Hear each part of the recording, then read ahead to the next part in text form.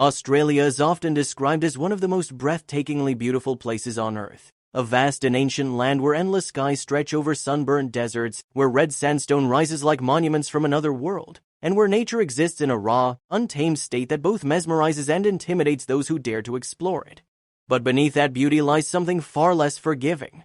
The wilderness does not negotiate. It does not warn, and it does not care who you are. On July 11th, 1980, a baby girl named Azaria was born into what should have been a life filled with promise, warmth, and the gentle protection of her parents, Lindy and Michael Chamberlain, a young couple who could not have imagined that within weeks their child's name would become etched into history, whispered in courtrooms, debated in newspapers, and mocked in late-night jokes across the world. By mid-August, the Chamberlains decided to take a family trip to the Australian Outback, driving toward the towering sandstone formation known as Uluru, or Ayers Rock, a sacred site to Aboriginal Australians and one of the most striking natural landmarks on the planet, a place where tourists come to witness beauty but rarely consider the invisible dangers that linger beyond the campfire's glow. They bought milkshakes before leaving town, loaded their supplies into the car, and placed their 2-month-old daughter gently in the back seat, wrapped in blankets, unaware that this peaceful family outing would unravel into a nightmare so shocking that it would divide an entire nation. When they arrived near the rock, they set up their campsite as countless families had done before them, laying out bedding inside a small tent, organizing supplies, and settling into what should have been an ordinary evening beneath the vast desert sky, where the silence feels almost spiritual and the stars burn brighter than anywhere else on Earth. For a few brief moments, Azaria lay inside the tent while her parents stepped away. Just moments, and then she was gone. Lindy would later testify that she heard a cry, rushed toward the tent, and saw what she believed was a dingo, a wild Australian dog emerging from the entrance. Its head low, its body tense, disappearing into the darkness as if swallowed by the desert itself. Inside the tent, the blankets were disturbed. The baby was nowhere to be found. The scream that followed echoed across the campsite. "A dingo's got my baby." Search teams combed the desert through the night, flashlights slicing through red dust and scrubland, volunteers forming lines across the terrain, police officers scanning for footprints, blood, fabric, anything that could confirm what the grieving parents claimed had happened. But the outback is vast, and it keeps its secrets well. No body was found, no clear trail, only fragments of fabric and uncertainty. At first, authorities considered the possibility of a dingo attack, because the animals were known to roam the area, scavenging campsites and approaching humans more boldly than many realized. However, as the days passed and forensic details emerged, ultraviolet photographs of the baby's jumpsuit, traces of blood inside the family vehicle, and ambiguous marks that investigators struggled to interpret suspicion began to shift in a far darker direction. What if this was not a wild animal? What if the danger had never come from the desert at all? The media descended with relentless intensity, cameras flashing, headlines screaming accusations before facts had even settled, and soon the grieving parents were no longer victims in the public eye, they were suspects.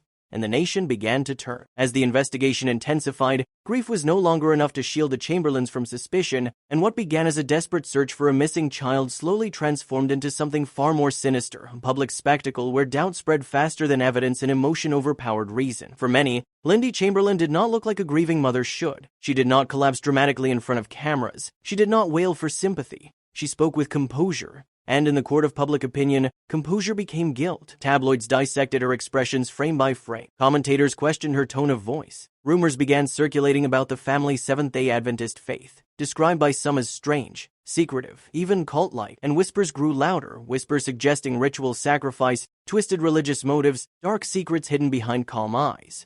The name Azaria was falsely claimed to mean sacrifice in the wilderness, a lie repeated so often that it began to feel true. The narrative had shifted. Now the desert was innocent, and the mother was the monster. Prosecutors constructed a theory that Lindy had cut her baby's throat inside the family car, hidden the body in a camera case, staged the tent to simulate a dingo attack, and later disposed of the body in the wilderness, knowing scavengers would erase the evidence. Ultraviolet photography of the jumpsuit was presented as proof of blood patterns consistent with murder. Experts testified with certainty. The absence of the baby's small jacket became a critical point of doubt. Even the fact that the baby's clothing appeared slightly misaligned was portrayed as deception. Every detail was weaponized. The trial became one of the most sensational in Australian history, with reporters crowding courtrooms, headlines fueling outrage, and a nation already convinced before the jury ever deliberated. On October 29, 1982, Lindy Chamberlain was convicted of murder and sentenced to life imprisonment. Her husband, Michael, was convicted as an accessory after the fact and received a suspended sentence.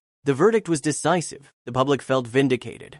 But truth does not disappear simply because it is inconvenient. In 1986, 6 years after Azaria vanished, an English tourist named David Brett fell to his death near Uluru. During the recovery operation, police searching among dingo layers beneath the rock made an unexpected discovery: a torn infant's jacket. It was Azaria's, the very jacket prosecutors had claimed never existed, the missing piece that had cast doubt on the parents' testimony, the fragment of fabric that unraveled an entire case. Suddenly, the prosecution's foundation began to crumble. If the jacket had been taken by dingoes and dragged into their dens, then the possibility that a wild animal had indeed snatched the baby was no longer speculation, it was terrifyingly plausible.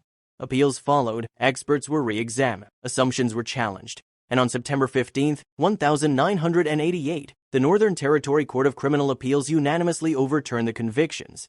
Lindy and Michael Chamberlain were finally exonerated after years in prison, after relentless public humiliation. After their names had become synonymous with suspicion, they were awarded compensation, though it barely covered their legal expenses. And even after their release, many people continued to believe they were guilty because once a narrative embeds itself into society, it resists correction. In 2012, more than 3 decades after Azaria's disappearance, a coroner officially ruled what Lindy had said from the very beginning. Azaria Chamberlain had died as the result of a dingo attack, a rare event, an unimaginable tragedy, a truth that had been buried beneath doubt, bias, and sensationalism.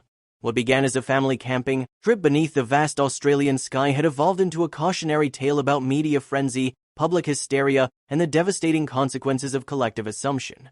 The desert had never lied, but people did, and in the silence of the outback, one mother's cry, "A dingo's got my baby," would echo through history forever.